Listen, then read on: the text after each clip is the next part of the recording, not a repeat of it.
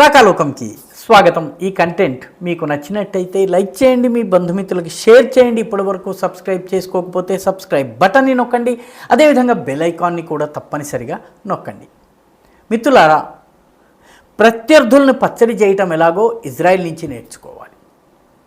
మొట్టమొదట హిజ్బుల్లాకి చెందినటువంటి 5,000కు పైగా పేజర్లు ఒకే సమయంలో పేలగానే వాటిని దాచుకున్నటువంటి వాడు, మొలలో కట్టుకున్నటువంటి వాడు, మొలలో అత్యంత ప్రముఖమైనటువంటి అతి ముఖ్యమైనటువంటి పార్ట్స్ని కోల్పోయారు. ఎంతమంది చనిపోయారన్న దానికి ఇజ్రాయెల్ ఇచ్చే ఫిగర్కి హిజ్బుల్లా యొక్క ఇంటర్నల్ ఫిగర్కి సంబంధం లేదు. మొట్టమొదటి పేజర్ దాడిలో దాదాపు 879 మంది చనిపోయారని, అందులోపల 131 మంది ఇరానియన్ గూఢచారులు, అదేవిధంగా 79 మంది యెమెనీ గూఢచారులు. ఎందుకంటే ఇరాన్, యెమెన్, హిజ్బుల్లా, లెబనాన్లో ఉన్నటువంటి హిజ్బుల్లా, యెమెన్లో ఉన్నటువంటి హౌతీ రెబెల్స్, అదేవిధంగా ఇరాన్, ఈ 3 చోట్ల నుంచి ఏకకాలంలో ఇజ్రాయెల్ పైన దాడి చేస్తున్నారు. వీళ్ళందరూ కలిసి పనిచేసేందుకు సెల్ ఫోన్లు వాడితే ఇజ్రాయెల్కి చిక్కే అవకాశం ఉంది కాబట్టి పాతకాలపు పేజర్లు వాడాలనుకున్నారు. ఈ పేజర్లను ఉగ్రవాద సంస్థ హిజ్బుల్లాకి అమ్మిందే ఇజ్రాయెల్కి చెందినటువంటి ఒక ఫేక్ కంపెనీ. అది ఇజ్రాయెల్ కంపెనీని తెలియలేదు. మొత్తము పేజర్లను అమ్మారు, పేజర్లలో చిప్స్ని అమర్చారు, పేలుడు పదార్థాలను అమర్చారు. ఒక మీట నొక్కగానే మొత్తం ఎక్కడికక్కడ ఢామ్ ఢామ్ ఢామ్ అంటూ పేలడం. ఎంతోమంది పాపం మొల దగ్గర కట్టుకున్నారు కాబట్టి ఏం కోల్పోయారో మనం ఊహించవచ్చు. పేజర్ల దాడి అయిన తర్వాత మరుసటి రోజే 10 సంవత్సరాల క్రితము తయారై కొత్తగా కొనుగోలు చేసినటువంటి వాకీ టాకీస్, ఇది కూడా హిజ్బుల్లా అంటే సౌత్ లెబనాన్, ఇజ్రాయెల్కి ఉత్తరాన ఉండేటటువంటి సౌత్ లెబనాన్ హిజ్బుల్లా యొక్క ప్రధానమైనటువంటి స్థావరము. ఆ ప్రాంతంలో దాడులు జరిగాయి. వాకీ టాకీలు పేలి కూడాను చాలా పెద్ద సంఖ్యలో చనిపోయారు. 291 మంది హిజ్బుల్లా కీలక నేతలు చనిపోయారంటే హిజ్బుల్లా యొక్క మొత్తము నెట్వర్క్ ఈరోజు తునాతునకలైపోయినట్టు. వాళ్ళ ఉగ్రవాద నాయకుల యొక్క మొత్తం కమ్యూనికేషన్ సిస్టమ్స్ ధ్వంసమైపోయినాయి. ఎవరు బ్రతికున్నారు, ఎవరు చచ్చిపోయారు లెక్కలు తీసేటటువంటి పనిలో ఇప్పుడు ఇజ్రాయెల్ యొక్క ఇంటర్నల్ మిలిటరీ ఇంటెలిజెన్స్, హిజ్బుల్లాకి సంబంధించినటువంటి ఇంటర్నల్ మిలిటరీ ఏజెన్సీ లెక్క కడుతోంది. ఇజ్రాయెల్ అఫీషియల్గా కేవలము 37 మంది మాత్రమే చనిపోయారని చెబుతోంది. కానీ హిజ్బుల్లా యొక్క ఇంటర్నల్ లెక్కల ప్రకారము దాదాపు 879 మంది చనిపోయారు. ముందు పేజర్లు, తరువాత వాకీ టాకీలు. 19 సెప్టెంబర్ నాడు 3వ అతి భయంకరమైన దాడి జరిగింది. ఇజ్రాయెల్ పైన దాడి చేయటం కోసము రాకెట్ లాంచర్స్ని అమర్చి వాటిని పేల్చడానికి సిద్ధంగా ఉన్న హిజ్బుల్లాకి ఒక భయంకరమైన షాక్ ఏంటంటే ఇజ్రాయెల్కి చెందినటువంటి ఫైటర్ జెట్స్ లెబనాన్ గగనతలంలోకి ప్రవేశించడమే కాకుండా 100కు పైగా హిజ్బుల్లా రాకెట్ లాంచర్ని ధ్వంసం చేశాయి. మరొక 1000 లాంచ్ బ్యారెల్స్ని ధ్వంసం చేసేసాయి. అంటే రాబోయేటటువంటి ఒక 5-6 నెలల వరకు రాకెట్ లాంచ్ దాడి చేయడానికి కూడా ఈరోజు హిజ్బుల్లా దగ్గర శక్తి లేదు. అంటే సదర్న్ లెబనాన్లో ఉన్నటువంటి హిజ్బుల్లా స్థావరాల్లో ఉన్నటువంటి 100కు పైగా రాకెట్ లాంచర్స్ని పూర్తిగా విధ్వంసం చేసి పారేసినాయి ఇజ్రాయెల్కి చెందినటువంటి ఫైటర్ జెట్స్.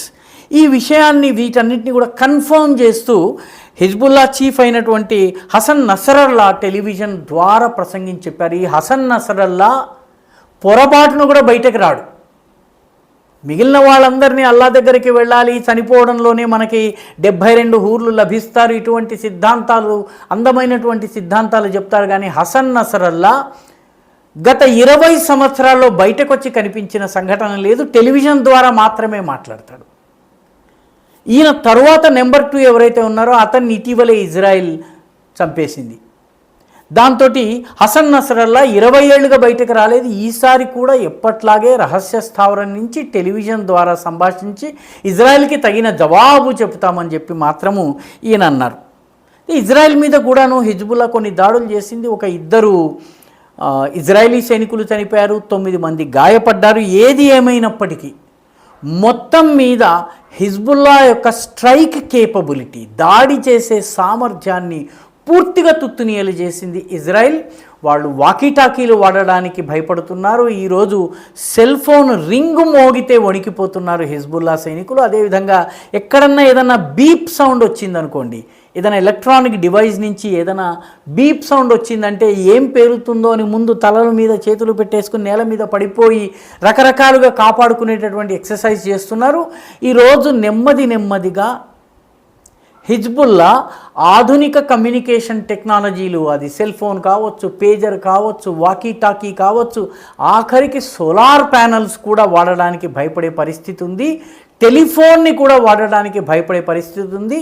రాబోయే రోజుల్లో హిజ్బుల్లా కేవలము మానవ కమ్యూనికేషన్ నెట్వర్క్ ద్వారా ఒక వ్యక్తి చిన్న కాగితంలో రహస్య మెసేజ్ని దాచిపెట్టుకుని ఇంకో వ్యక్తి దగ్గర తీసుకెళ్ళి ఎప్పుడో ఒక 30 సంవత్సరాల క్రితము నక్సల్స్ వాడినటువంటి కొరియర్ సిస్టమ్ ఏదైతే ఉందో, కొరియర్ సిస్టమ్ మాని సెల్ ఫోన్లోకి రాగానే నక్సల్స్ యొక్క ప్రభావం పడిపోయింది. అదేవిధంగా ఇప్పుడు ఇవన్నీ మానేసుకుని మళ్ళీ ఆదిమ యుగానికి వెళ్ళినట్టయితే హిజ్బుల్లాకి సంబంధించిన కొన్ని కేపబిలిటీస్ అన్న కాపాడుకోవచ్చని ఇప్పుడు హిజ్బుల్లా భావిస్తోంది. మొత్తం మీద హిజ్బుల్లాని చావు దెబ్బతీసింది. హిజ్బుల్లాని మాత్రమే కాదు, హౌతీ రెబెల్స్ని కూడా ఇజ్రాయెల్ చావు దెబ్బతీసింది. ఎందుకంటే గత అక్టోబర్ 7న గాజాలో ఉన్నటువంటి హమాస్ ఉగ్రవాదులు 1500కు పైబడి యూదు స్త్రీలు, పురుషులు, పిల్లలు, పాపలు, వృద్ధుల్ని అత్యంత కిరాతకంగా చంపిన తరువాత ఇజ్రాయెల్ ప్రతిదాడి చేసే ప్రయత్నం చేసిన ప్రతిసారి ఏకకాలంలో ఇటు హౌతీలు సౌదీ అరేబియాకి దిగువ భాగం నుంచి, హౌతీలు యెమెన్ నుంచి దాడి చేస్తున్నారు. ఎటువంటి పడవల్ని కూడాను సరుకు రవాణా పడవల్ని రాకపోకలకు జరగకుండా చేస్తున్నారు. అదే సమయంలో సిరియాలో ఉన్నటువంటి ఇరానియన్ ఎలిమెంట్స్, ఇరాక్లో ఉన్నటువంటి ఇరానియన్ ఎలిమెంట్స్ ఇజ్రాయెల్ పైన దాడి చేసేటటువంటి ప్రయత్నాలు చేస్తున్నాయి. అదేవిధంగా జోర్డన్లోని కొన్ని భాగాల్లో ఉన్నటువంటి ఇరానియన్ ఎలిమెంట్స్ కూడా ఇజ్రాయెల్ని చికాకుపరిచే ప్రయత్నం చేస్తున్నాయి. ఇజ్రాయెల్కి ఉత్తర భాగాన ఉన్నటువంటి సౌత్ లెబనాన్ నుంచి హిజ్బుల్లా దాడులు చేస్తూ వచ్చింది. ఇప్పుడు హిజ్బుల్లా యొక్క కేపబిలిటీస్ని పూర్తిగా దెబ్బతీయడం ద్వారా, ఇరాన్ని చావు దెబ్బతీసి భయపడేలాగా చేయటం ద్వారా ఇరాన్లో కొత్త దేశాధినేత పదవీ ప్రమాణ స్వీకారం చేస్తున్న సమయంలోనే చాలా పెద్ద నాయకుల్ని ఖతం చేసేసింది ఇజ్రాయెల్. దాంతో ఇజ్రాయెల్ పైన ప్రతిదాడి చేసేటటువంటి సామర్థ్యము ఈనాడు శత్రువుల దగ్గర లేకుండా పోయింది. ఇజ్రాయెల్ యొక్క ఇంటెలిజెన్స్ డిపార్ట్మెంట్ ఎంత పకడ్బందీగా పనిచేస్తోంది అన్నది ఈ సంఘటన రుజువు చేస్తోంది. అక్టోబర్ 7న ఇంటెలిజెన్స్ వ్యవస్థ దెబ్బతిన్నది ఇజ్రాయెల్ది. ఇజ్రాయెల్ ఇంటెలిజెన్స్ వ్యవస్థ ప్రపంచవ్యాప్తంగా అవమానాల పాలైంది. ఇప్పుడు దానికి ప్రతీకారం తీర్చుకుంటోందా అన్నట్టుగా ఈ దాడులు చేస్తోంది. ముందు పేజర్లు, తర్వాత వాకీ టాకీలు, తర్వాత సోలార్ ప్యానెల్స్, ఆ తర్వాత ఇప్పుడు రాకెట్ లాంచర్స్ పైన జెట్ దాడులు. ఇవన్నీ కూడాను ఇజ్రాయెల్ తన ప్రత్యర్థుల యొక్క పోరాట పటిమను పూర్తిగా వెన్నెముక విరిచేటటువంటి పని చేస్తోంది. ఆ పనిలో భాగంగా ఇవన్నీ చూడాల్సినటువంటి అవసరం ఉంది. ఉగ్రవాదాన్ని పెంచి పోషించే దేశాలతో ఎలా డీల్ చేయాలో, వాటి వెన్ను ఎలా విరవాలో ఇజ్రాయెల్ మనకి సోదాహరణంగా ఎగ్జాంపుల్ ద్వారా చూపిస్తోంది. ఇజ్రాయెల్ దాడి, ఇజ్రాయెల్ మార్గము ప్రపంచంలోకి టెర్రరిజం పైన యుద్ధం చేస్తున్నటువంటి అన్ని దేశాలకు అనుసరణీయం. ఈ వీడియో మీకు నచ్చినట్టయితే లైక్ చేయండి, షేర్ చేయండి, ఈ ఛానల్కు సబ్స్క్రైబ్ చేయండి.